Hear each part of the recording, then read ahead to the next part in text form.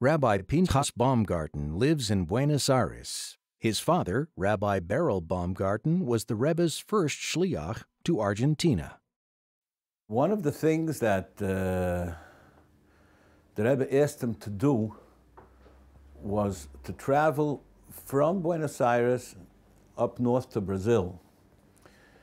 The reason for this was because there were many Jewish villages and towns that had Jewish gauchos, or the Jewish cowboys. They did quite well materially, but spiritually there was a lot of things lacking. And to cross from the Argentinian side to the Brazilian side, what they had was like a makeshift ferry. They didn't have a big boat, so could only go one car at a time. While waiting, there came another two Yidden, and they looked at my father, and my father looked at them, and he asks them, "Is it Yidden? Are you Jewish?" They said, "Yes, but forget about it. We don't believe in God. We went through hell, and we're alive. Thank God we're alive, and don't give us any of that stuff with the God business, with this business." They started off right away negatively.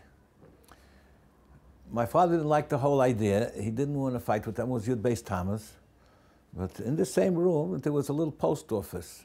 So he sent a telegram to the Rebbe, being that it's Együtt Thomas, and he's here all alone. So he's asking the Rebbe to keep him on his mind. Soll trachten wegen ihm. Soll trachten wegen ihm.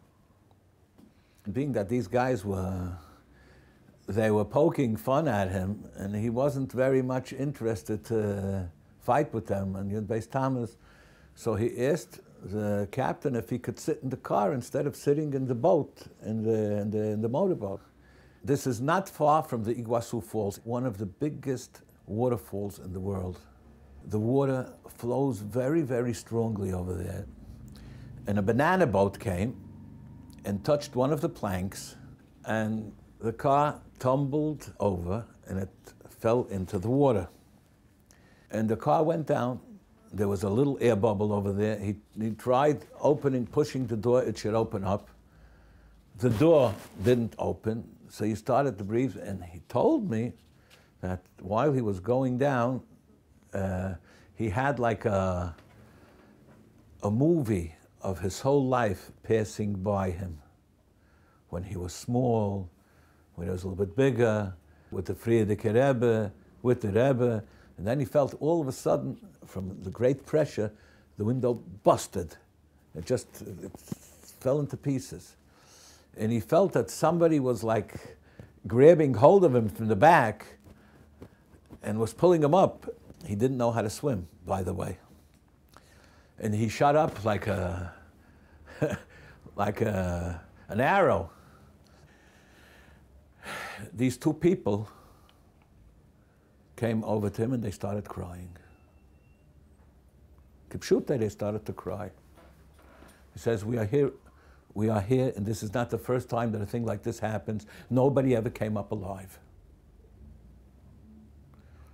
Is a Simen as a da Gott auf der Welt. Együtt Thomas by the Verbrengen, the Rebbe all of a sudden turns to my uncle Mendel, and he says, "Wo is Berel? Sag l'chaim for Berel. Sag l'chaim for Berel."